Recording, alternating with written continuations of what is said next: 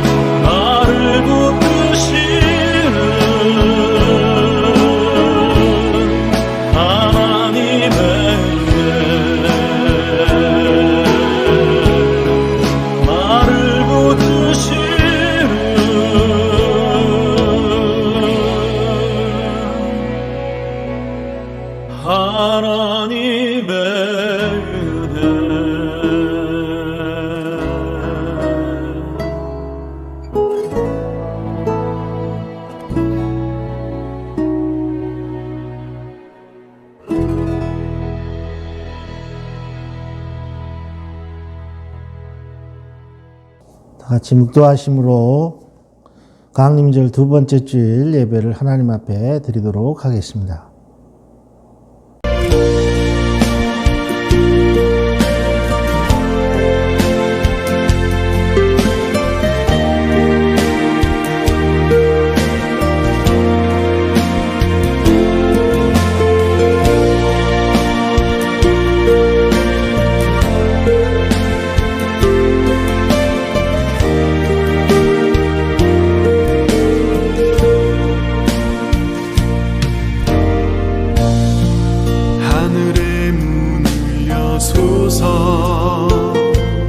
이곳을 주목하소서. 주를 향한 노래가 꺼지지 않으니, 하늘을 열고 보소서. 이곳에 임재하소서. 주님을 기다립니다. 기도의 향기가 하늘에 닿으니, 주여 임재하여 주소서.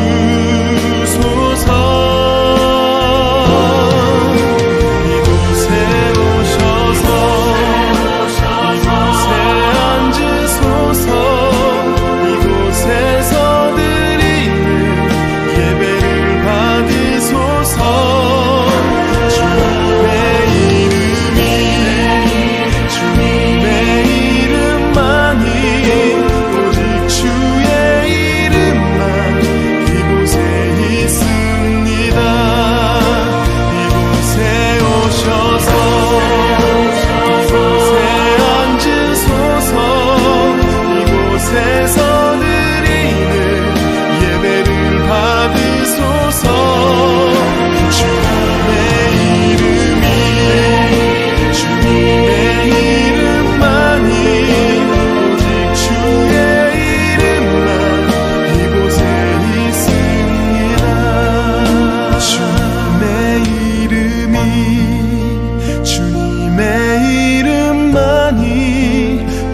주의 이름만 이곳에 있습니다.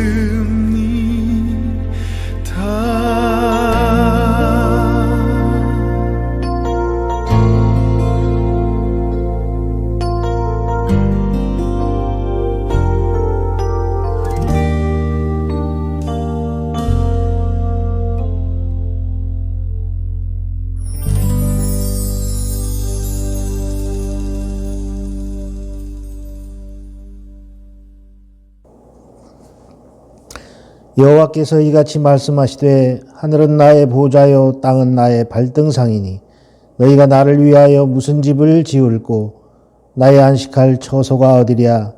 나 여호와가 말하노라. 나의 손이 이 모든 것을 지어서 다 이루었노라. 아멘. 주님께 예배를 드리고 다시 회개의 자리에 서기까지 168시간 그 사이에 쌓인 허물이 어찌 그리 많은지요. 무엇보다도 주님을 멀리 떠나 있었던 것을 용서하여 주옵소서. 경건의 시간을 소홀히 했고 형식적인 기도만 드렸을 뿐입니다.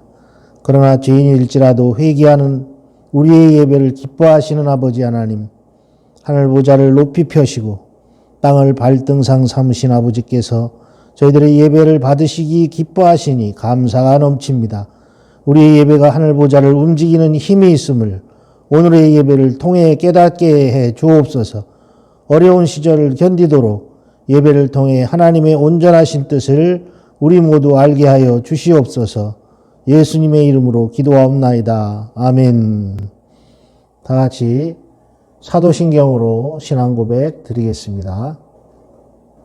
전능하사 천지를 만드신 하나님 아버지를 내가 믿사오며 그 외아들 우리 주 예수 그리스도를 믿사오니 이는 성령으로 잉태하사 동정녀 마리아에게 나시고 본디오 빌라도에게 고난을 받으사 십자가에 못 박혀 죽으시고 장사한 지 사흘 만에 죽은 자 가운데서 다시 살아나시며 하늘에 오르사 전능하신 하나님 우편에 앉아 계시다가 저리로서 산 자와 죽은 자를 심판하러 오시리라. 성령을 믿사오며 거룩한 공예와 성도가 서로 교통하는 것과 죄를 사하여 주시는 것과 몸이 다시 사는 것과 영원히 사는 것을 믿사옵나이다. 아멘. 다 같이 202장 찬송 드리겠습니다. 하나님 아버지 주신 책은 202장 찬송 드립니다.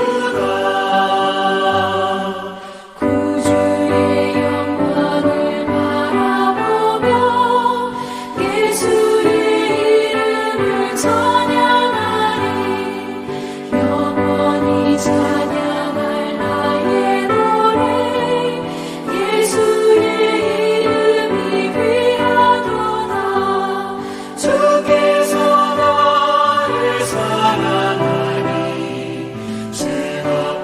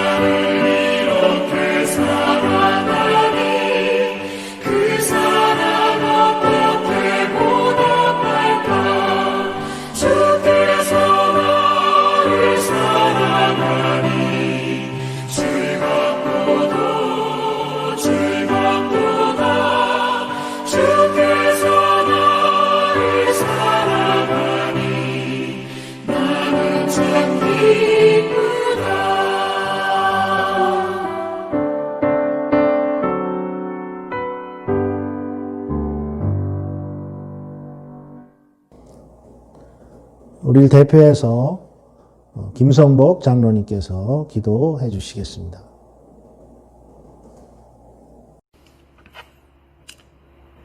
전능하신 하나님, 살아계신 하나님, 우리의 아버지가 되시는 하나님, 감사드립니다.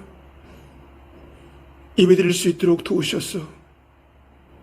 예배드릴 수 있는 믿음을 주셨어. 하나님을 잊지 않고 하나님을 찾을 수 있는 믿음 주셔서 감사합니다. 오늘도 온라인 예배를 드립니다. 하나님께 부탁드립니다. 하루 속히 대면 예배를 마음 놓고 드릴 수 있는 그날이 속히 오기를 우리는 기대합니다.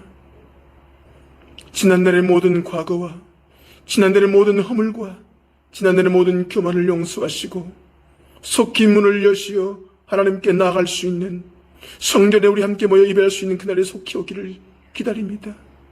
하나님의 은혜로 도와주옵소서. 하나님 아버지, 우리 만일라 세간교회를 축복하시고 사랑하여 주옵소서. 하나님의 영광을 위하여 쓰임받는 교회 되게 하시고 주의 나라가 임하는 교회 되게 하소서. 주의 영광을 높이는 교회 되게 하시고 하나님 앞에 신령과 진정으로 예배드리며 기도하는 무리들이 모여 함께 하나님을 찬양하며 기도할 수 있는 교회로 귀하게 삼아주시고 쓰임받게 하옵소서. 선교의 사명과 복음의 사역을 감당하며 많은 영혼들을 구원하고 살리는 복된 교회로 귀하게 써주시기를 오늘도 구합니다. 우리 마닐라 세간교회 교우들 하루빨리 성전에 모여서 기도할 수 있도록 예배드릴 수 있도록 하나님께서 우리에게 은혜를 베풀어 주시기를 간절히 바라고 원하나이다. 하나님 아버지, 예배 가운데 자정하시어 하늘에 계신 높으신 이름을 찬양드리오니 은혜로 충만케 하옵소서. 우리 사랑하는 교우들 각 처소에 있어서 규처소에서 예배드립니다. 하나님, 저들의 예배를 받으시고 저들의 마음과 믿음과 건강과 모든 것들을 회복시켜 주시고 저들의 모든 삶 가운데 주의 능력의 오른팔로 붙들어 주셔서 복되고 귀한 삶을 살아갈 수 있도록 견딜 수 있는 힘을 주시고 지혜를 주옵소서. 우리 하나님께서 함께해 주시기를 간절히 소망합니다. 하나님, 사랑하는 목사님을 지켜주시고 복되게 하시며 예배를 인도하실 때 능력과 은혜로 붙들어 주셔서 하나님의 생명의 진리의 말씀을 전하실 때마다 하나님의 오른발로 붙잡으시사 은혜로운 생명의 말씀을 온전히 전하게 부족함이 없도록 도와주시옵소서. 하루빨리 하늘길을 여시어 본 교회로 돌아와서 예배를 인도할 수 있는 그날이 속히 오기를 하나님께 간절히 바라고 기도합니다. 하나님, 오늘 예배 가운데 주의 놀라운 은혜가 임하기를 소망합니다. 하나님의 살아계심 임하기를 소망합니다. 주의 높으신 이름을 높이는 복된 시간 되게 주옵소서. 그리고 우리가 드리는 모든 기도 가운데 하나님께서 들으시며 기쁨과 은혜로 응답하여 주시기를 간절히 소망합니다. 예배를 드리는 우리 모든 마음속에 은혜로 충만하게 채워주시기를 소망하며 전기하신 예수님의 이름으로 간절히 기도드렸습니다. 아멘. 하나님 말씀을 봉독하겠습니다. 마가복음 13장 1절부터 8절 말씀까지 봉독합니다. 마가복음 13장 1절부터 8절 말씀까지. 예수께서 성전에서 나가실 때에 제자 중 하나가 이르되 선생님이여 보소서, 이 돌들이 어떠하며 이 건물들이 어떠하니이까? 예수께서 이르시되 내가 이 큰 건물들을 보느냐? 돌 하나도 돌 위에 남지 않고 다 무너뜨려지리라 하시니라. 예수께서 감람산에서 성전을 마주 대하여 앉으셨을 때에 베드로와 야고보와 요한과 안드레가 조용히 묻되 우리에게 이르소서, 어느 때에 이런 일이 있겠사오며 이 모든 일이 이루어지려 할 때에 무슨 징조가 있사오리이까? 예수께서 이르시되 너희가 사람의 미혹을 받지 않도록 주의하라. 많은 사람이 내 이름으로 와서 이르되 내가 그라하여 많은 사람을 미혹하리라. 난리와 난리의 소문을 들을 때에 두려워하지 말라. 이런 일이 있어야 하되 아직 끝은 아니니라. 민족이 민족을, 나라가 나라를 대적하여 일어나겠고 곳곳에 지진이 있으며 기근이 있으리니 이는 재난의 시작이니라. 아멘. 다 같이 50장 찬송 드리면서 봉헌합니다. 내게 있는 모든 것을 50장 찬송 드리면서 봉헌하도록 하겠습니다.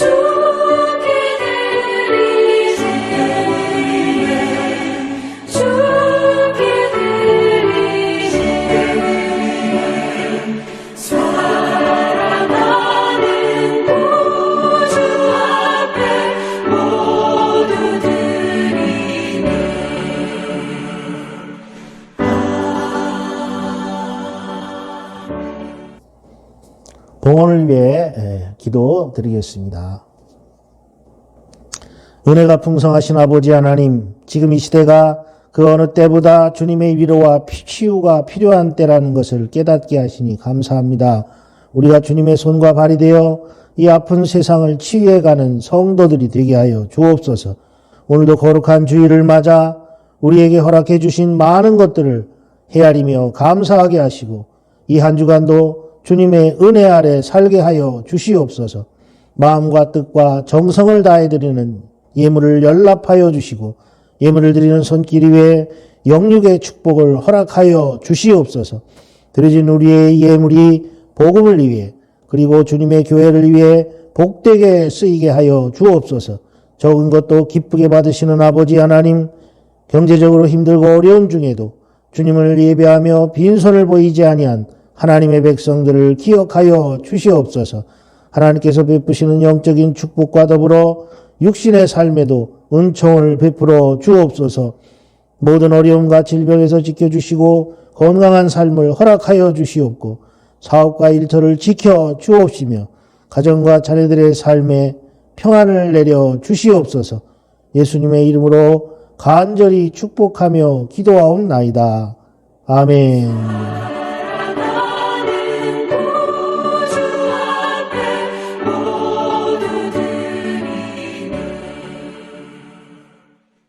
광고 말씀드립니다. 늘 말씀드린 대로 중보기도 부탁드립니다. 코로나가 빨리 종식되고 속히 교류가 풀리도록 기도해 주시고 예배와 교제가 본성전에서 회복돼서 이것이 이루어질 수 있도록 그리고 담임 목사의 조속한 복귀를 위해서 기도해 주시기 바랍니다. 모든 교우들의 가정과 또 일터와 또 자녀들을 위해서 기도해 주시고 건강을 위해 기도해 주시고 경제적인 안정을 위해 기도해 주시기 바랍니다. 연말에 또 범죄에 연루되지 않도록 여러분 모두 각별히 유의하시기 바랍니다.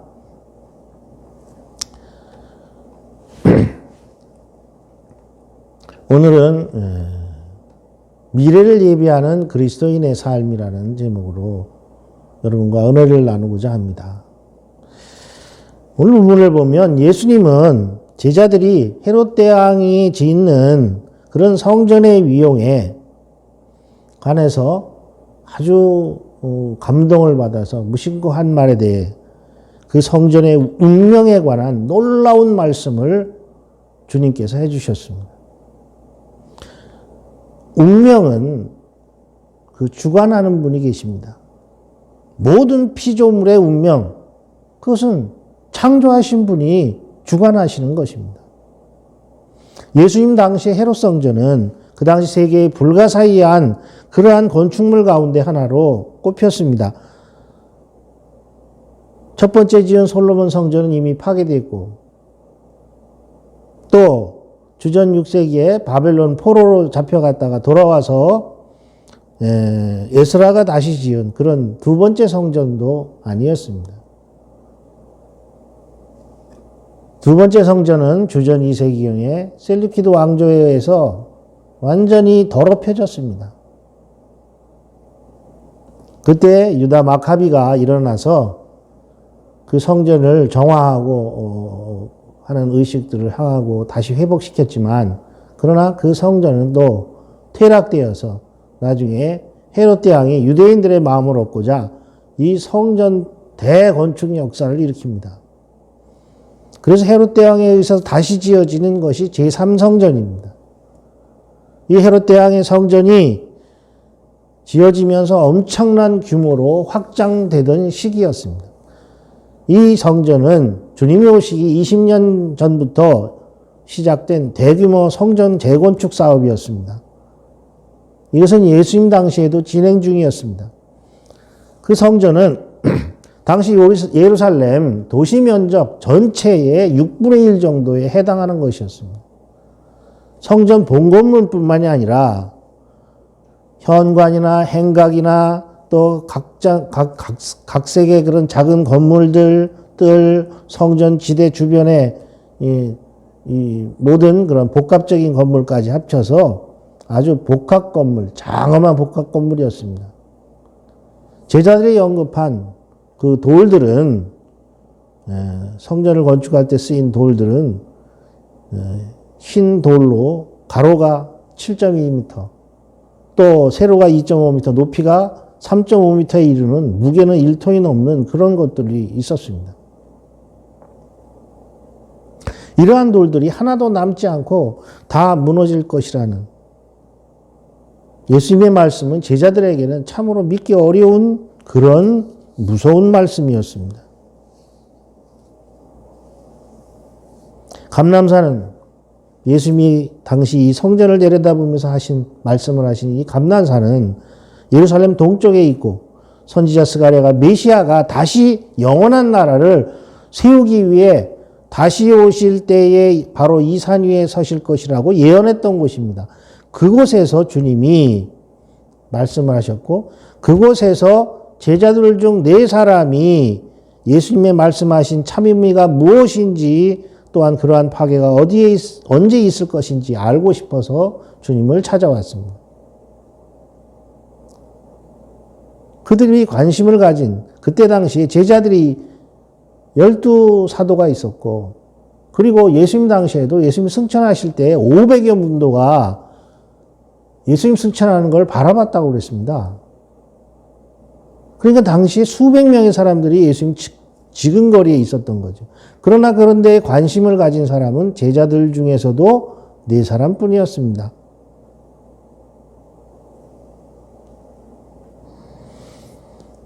예수님은 질문하는 제자들에게 무슨 징조를 쫓는 것 자체를 경계하셨습니다. 그리고 사람의 미혹을 받지 말라고 분명히 주의시키셨습니다. 메시아를 자처하는 거짓 이단들이 나올 것이라고 이미 알고 있었기 때문입니다. 또한 두려워하지 말라고 말씀하십니다.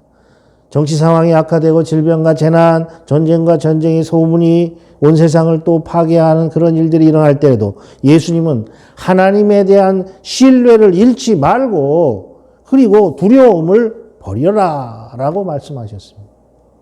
지금 어려움을 당하고 있습니다. 미래는 불확실합니다. 이럴 때에도 우리는 절대로 두려워할 것이 없습니다. 우리가 사는 이 땅을 보면 인간의 죄악과 자연재해로 인해서 유난히 많은 고통을 겪고 있습니다.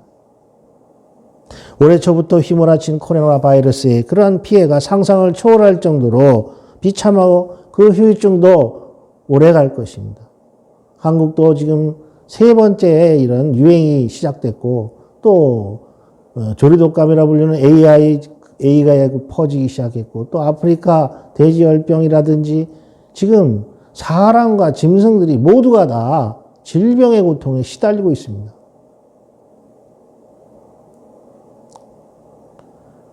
지금 인터넷이 발달해서 여러 군데서 우리가 정보를 알 수 있지만 시시각각 지구촌에서 들어오는 여러 소식들이 참 비참하고 충격적이고 경악할 만한 그런 상황들이 많이 우리가 듣고 있습니다. 전문가들이 연초부터 경고했었죠. 3차 바이러스 유행이 나타날 것이고 더 힘든 상황에 놓일 것이라고 분명히 수차례 경고를 했습니다. 그런데도 사람들은 다른 곳에 미혹이 되어서 듣지 않습니다. 그러다 결국은 한국도 많은 그런 피해를 보고 있습니다. 주님의 말씀처럼 이런 혼란스러울 때, 이러한 때 미혹하는 영이 더욱 기승을 부리며 활동하게 됩니다. 세상에서 떠드는 어떤 미혹에도 현혹되지 마십시오. 이럴 때일수록 공신력이 있는 그런 기관의 발표를 믿어야 됩니다. 전문가들의 얘기를 귀담아 들어야 됩니다. 공적인 뉴스에 우리가 귀를 기울여야 됩니다. 그보다도 더 중요한 것은 우리가 어디에 귀를 기울여야 되느냐? 주님의 말씀에 귀를 기울여야 됩니다.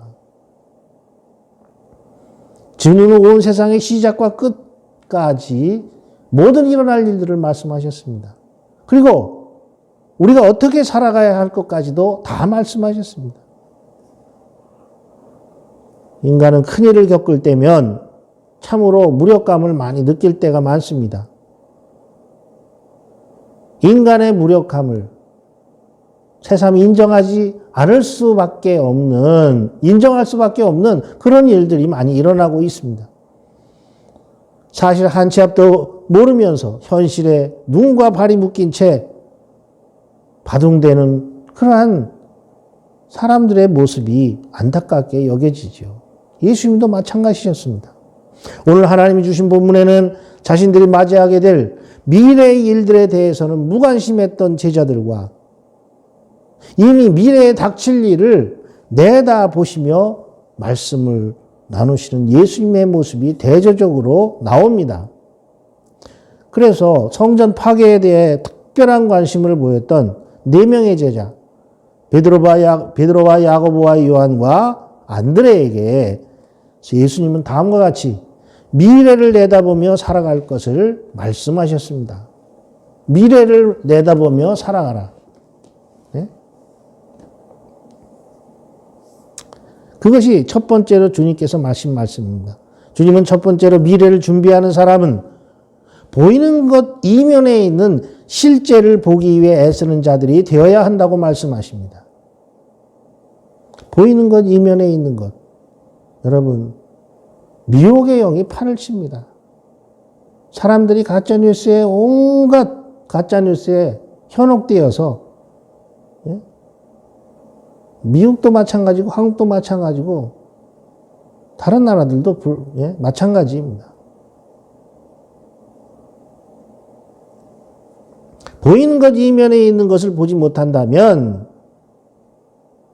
어리석고 불행한 인생이 될 수밖에 없습니다.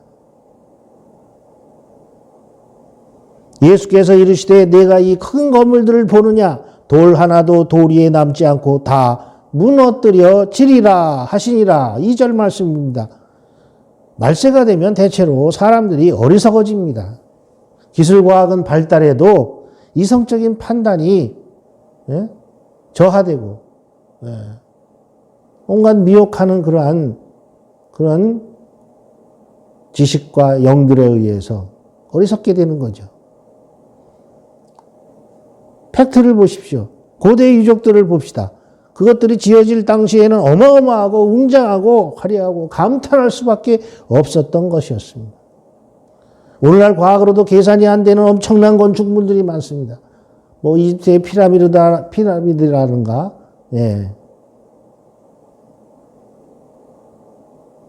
그러나 오늘날 그것들의 모습은 어떻습니까? 모두 무너지고 황폐한 모습들입니다. 우리가 사는 지금의 세상의 모습도 결국 시간이 지나면 같은 전철을 밟게 될 것입니다. 이것은 주님이 말씀하신 것입니다. 그리고 이것은 인류 역사의 교훈입니다. 당시 웅장한 모습을 가진 성전을 바라보며 성전의 돌과 건물을 칭찬하는 제자들에게 예수님은 이해하기 어려운 대답을 하시죠. 너무너무 이 황홀한 건물이, 이 엄청나고 웅장한 건물이 무너진다고요? 제자들의 생각은 이랬을 것입니다. 지금 눈앞에서 이렇게 엄청난 건축 역사가 벌어지고 있는데 현실로 그것이 무너지라고 생각하는 사람은 없을 거예요. 마찬가지입니다. 오늘날에도. 어마어마한 건축물이 당시로는 상상도 못하는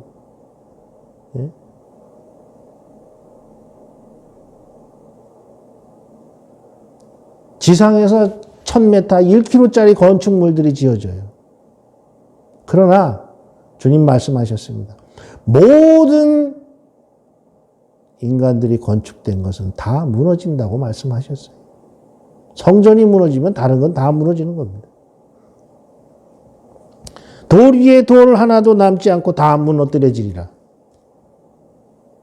제자들은 감히 상상할 수도 없었던 엄청난 파괴적인 말씀이었습니다. 예수님은 화려한 성전 뒤에 가려진 성전의 멸망을 보고 계셨던 것입니다. 깨어있는 자들은 주님과 같이 인류의 번영 뒤에 가려진 그러한 대락과 멸망을 볼 수 있을 것입니다. 사실상 주님의 예언은 불과 100년도 못 가서. 주님이 말씀하신 대로 로마의 디도 장군이 예루살렘을 침공했을 때에 성취되었습니다. 예루살렘 성전과 부속 건물들이 완전하게 무너져서 오직 통곡의 벽 일부분만 남은 역사를 오늘 우리가 보고 있지 않습니까? 유대인들은 그것을 기억하고 지금도 그 통곡의 벽에 몰려가서 거기서 기도합니다.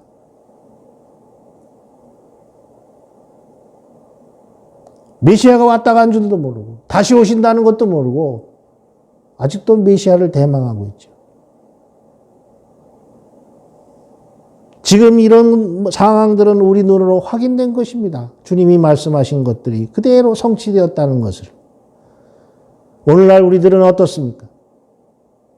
미석과 유리 크리스탈로 지은 어마어마한 예배당을 자랑하고 있으나 그것들은 다 곧 무너질 것입니다. 또한 우리들 개인도 겉으로는 좋고 많은 것들을 가지기 위해 애쓰면서도 속으로는 결국은 무너질 공허한 성전을 짓고 있지는 않은지 돌이켜보아야 할 것입니다. 두 번째로 주님께서는 미래를 준비하는 사람은 혼란스러운 상황에서도 미혹을 받지 않는 사람들이라고 말씀하십니다. 5절과 6절 말씀을 보면 예수께서 이르시되 너희가 사람의 미혹을 받지 않도록 주의하라. 많은 사람이 내 이름으로 와서 이르되 내가 그라하여 많은 사람을 미혹하리라. 결국 사람이 문제입니다. 미혹하는 자들이 있습니다. 미혹당하는 사람들이 있습니다. 미혹하는 자와 미혹당하는 사람들. 코로나가 발생하자 얼토당토하는 그러한 어리석은 이야기들을 하고 사람들을 미혹하는 많은 목사들이 있었습니다. 목사의 본분은 살리는 자요 건지는 자입니다. 다른 쪽에 신경 써서는 안 되는 거죠. 마가는 예수님의 죽으심과 부활 사건 후에 믿는 자들이 겪게 될 위험들을 경고하면서 사람의 미혹을 받지 않도록 주의하라는 주님의 말씀을 그대로 기록하였습니다. 메시아를 사칭하는 거짓 선지자들의 미혹을 받지 말 것을 강조하셨습니다. 지금도 거짓 메시아를 찾는 일은 어려운 일이 아닙니다. 미혹으로 인해서 죽거나 미혹으로 인해서 패가 망신하고 하는 일들이 도처에서 일어나고 있습니다. 한국만 보더라도 신천지나 JMS나 하나님의 교회 같은 것들이 또 거기에 더불어서 정통교단에 속해 있지만 미혹된 교회와 목회자들이 부지기수입니다. 지난주에 제가 우편물을 하나 받았어요. 전에 지역에서 제가 기독교 활동을 했을 때 안면에 있는 목사님이었어요. 지금은 춘천의 기독교연합회 회장입니다. 근데 이 양반이 초청장을 보냈어요. 그래서 무슨 초청장인가 봤더니 성전 봉헌 예배 초청장이었습니다. 주일날 오후 3시에 한다고. 주일날 남의 성전 건축하는데 뭐하러 쫓아다닙니까? 지금 아무도 저희가 목회자들은 전혀 만나고 있지도 않는데 하여튼 어쨌든 어떻게 교회 주소로 그게 왔길래 그것을 제가 봤는데 성전 건축을 한다는 거예요. 근데 이 양반이 불과 몇 년 전에 성전 건축 안 한다고 성도들한테 선포를 하고 지금 있는 건물을 리모델링을 다 하셨어요. 엘리베이터까지 놓고 몇억 수억을 들여서. 그런데 코로나 중에 이 와중에 성전 건축을 한다는 거예요. 그래서 제가 그 사정을 다른 목사님한테 내가 전화를 해서 물어봤습니다. 지역에 있는 그래서 여쭤봤더니 아니, 왜 멀쩡하게 왜 그 양반 목회도 잘하고, 교회도 부흥되고 그러는데, 왜 갑자기 성전 건축을 하냐? 성전이 무슨 무너지는 것도 아니고, 성전이 오래된 것도 아니고, 건물이 얼마 되지도 않은 건데, 예? 그리고, 듣기에는 얼마든지 거기서, 성도들이 여유있게, 예? 그렇게 예배도 드리고, 또 교제도 하고 할 수 있는 그런 건축물인데, 5층인가 6층짜리인가? 왜 갑자기 성전 건축을 하냐 했더니 문제가 있어요. 부흥회를 했답니다. 그런데 부흥사가 2년 전인가 와가지고, 예. 성전 건축해야 된다고, 그게 주님의 뜻이라고 했답니다. 세상에. 오늘 말씀을 들은 이후에 여러분, 성전이 있는데도 성전 건축을 하겠다고 덤벼드는 사람들이 있으면 말리셔요. 그게 평신도든 목회자든. 예수님이 뭐라고 말씀하셨습니까? 예루살렘 성전도 돌 위에 돌 하나 남지 않고 무너질 것이라고 하셨는데, 예? 주님 오시기 전에 해야 할 일을 해야 되는데 성전 건축을 이런 와중에 또 건물이 없는 것도 아니고 다른 모든 교회보다도 지은 지 얼마 안 되는 교회인데 미혹당한 거예요. 제가 볼 때는.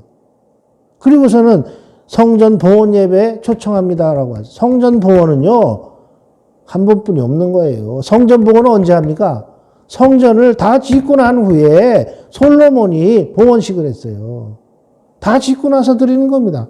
지금 짓는 도중에 하는 거예요. 왜요? 나중에 입당 예배를 드리는 거야. 입당 예배라는 게 어디 있습니까? 봉헌 예배지. 봉헌 예배가 한 번 드리면 되는 거지. 성전 봉헌 예배 드리고 입당 예배를 나중에 드려. 왜요? 무슨 이유로 그렇게 할까요? 성전을 지금 짓고 있는데 성전 봉헌한다고 예배 초청장이 많죠. 저는 판단 안 하겠습니다. 어쨌든, 예? 그래서 저는 제 생각에는 예수님이 말씀하시는 걸 좀 귀담아 듣지라고 생각을 했죠. 응?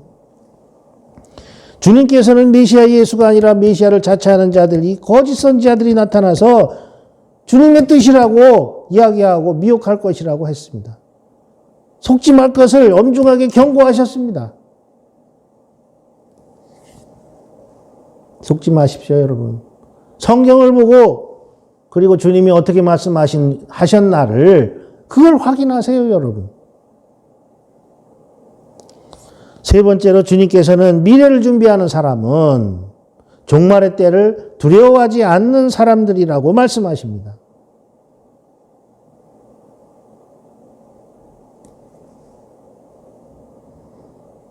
난리와 난리의 소문을 들을 때 두려워하지 말라. 이런 일이 있어야 하되 아직 끝은 아니니라. 민족이 민족을 나라가 나라를 대적하여 일어나겠고 곳곳에 지진이 있으며 기근이 있으리니 이는 재난의 시작이니라. 두려워하지 마라. 이런 일이 있어야 한다. 그러나 그것이 끝이 아니라 시작이다. 이런 일이 있어야 하되 이것은 필연적이라는 말씀입니다. 하나님의 시간표는 예정돼 있는 것입니다. 그 누구도 이것은 바꿀 수 없습니다. 주님의 말씀 또한 바꿀 수 없습니다.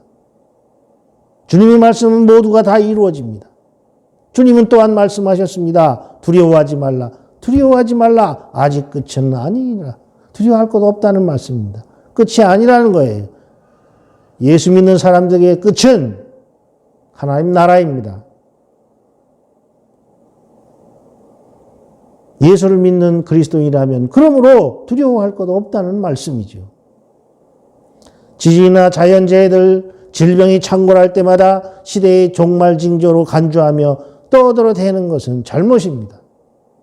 주님께서는 모든 것은 하나님의 신적인 계획대로 일어난 것이기 때문에 쓸데없는 두려움을 가질 필요가 없다고 말씀하십니다.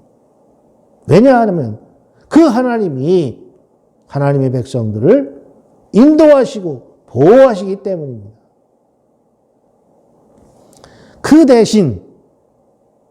그 대신 성도로서 우리가 해야 할 일, 우리의 책임은 준비하고 인내하고 또 계속해서 열방의 복음을 증거하는 일이라고 말씀하셨습니다.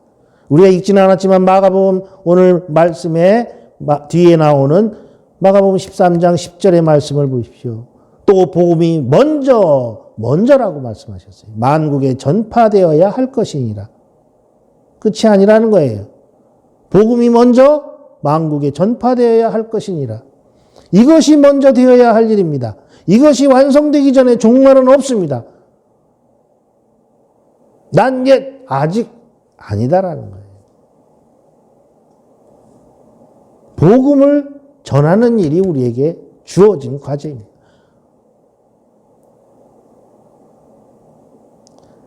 이제 시작되었으니 이제 우리가 할 일이 뭐예요? 재난이 시작되었다 이 말이에요. 재난이 시작되었다. 우리 끝은 아니다. 그러면 우리가 할 일이 뭡니까? 복음을 전하는 거예요. 각종 재난과 난리와 난리의 소문, 국가 간의 갈등, 지진과 기근의 증가로 인해서 땅의 혼란 등이 오는데 마지막 때의 징조가 아니며 대신 재난의 시작이다. 여기서 재난이라는 말은 영어 성경에 이렇게 되어 있어요. birth pains, birth pangs라고도 하는데 이것은 출산의 진통을 얘기하는 겁니다. 직역하면 출산하기 전에 진통 말하는데 출산을 하기 위해서는 엄청난 산통을 겪어야 됩니다. 그 통증이 아마 1에서 10까지 하면은 그게 9번에 해당되는가 뭐 그렇다고 그러죠 아마. 이 얘기는 변혁은 엄청난 고통을 수반한다는 거예요.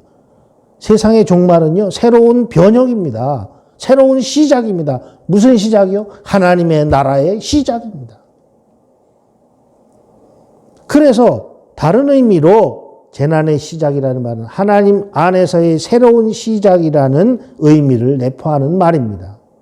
그렇기 때문에 예수 믿는 사람들은 두려워할 것 없다는 거예요. 주님은 그것이 끝이 아니라 이제 시작이라고 말씀하신 것입니다. 그렇습니다. 그리스도인에게 심판과 종말은 새로운 하나님 나라의 시작입니다.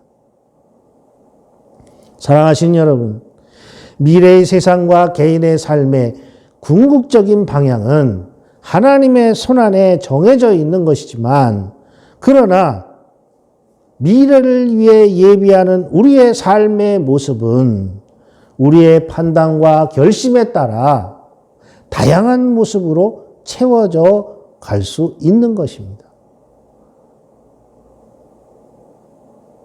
미래를 복되게 채워나가는 것, 그러기 위해서는 먼저 나와 하나님과의 관계를 살펴보고 진정으로 내 삶을 그리스도께 드렸는지 진지하게 살펴봐야 합니다. 그렇지 않다면 겉으로는 웅장하고 빛나는 건물을 쌓아 올리는 중일지는 몰라도 속은 공허하고 부실공사를 하는 인생이 될 수밖에 없습니다. 예수님은 우리의 삶을 영원하고 강하고 참되게 짓기를 원하십니다. 결국은 무너질 세상 위에가 아니라 주님의 복된 말씀 위에 우리의 인생을 설계하고 건축하기를 원하십니다. 많은 그리스도인이 예수님께서 언제 어떻게 다시 오실지를 생각하며 재림에 대해 많은 이야기를 합니다. 때로는 바람직하지 못한 도표와 징조들을 들이대고 그런 것들이 넘치기도 하고 어떤 교회 목회자는 주님이 하신 말씀에는 귀를 기울이지 않고 제멋대로 미래를 추측하고 예측하기도 합니다. 그러면서 미혹하는 것이죠. 하지만 예수님께서는 그저 우리가 예수님께 충성하기만을 원하십니다. 주님의 말씀에 귀를 기울이고 주님의 말씀 그대로 복음을 위하여 살아가기를 원하십니다. 미래에 대한 막연한 추측과 호기심을 내려놓아야 합니다. 그래야 미혹에 빠지지 않을 수 있습니다. 그 대신에 우리는 그분이 오실 때까지 오늘 우리의 인생을 주님께 내어 드려야 합니다. 그런 것도 주님을 향한 우리의 희망을 이길 수는 없습니다.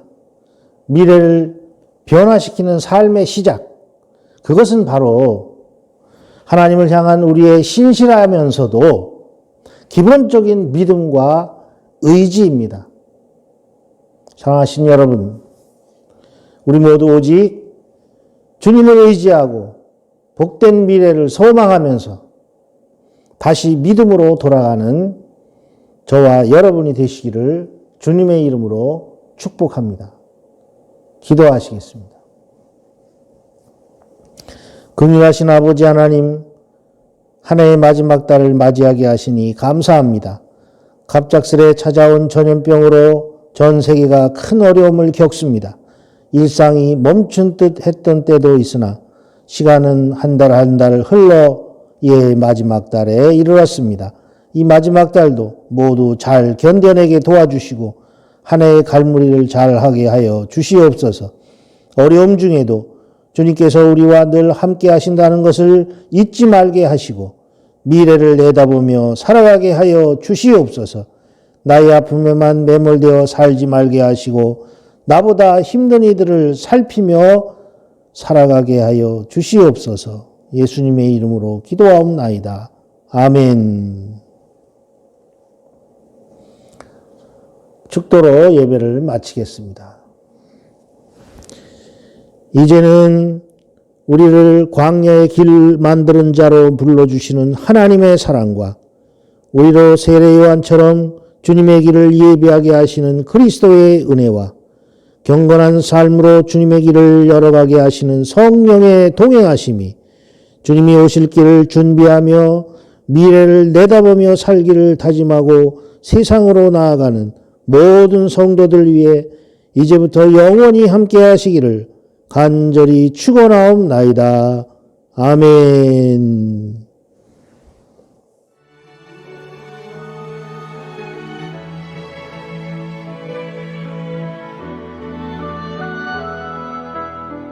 이 땅의 황무함을 보소서.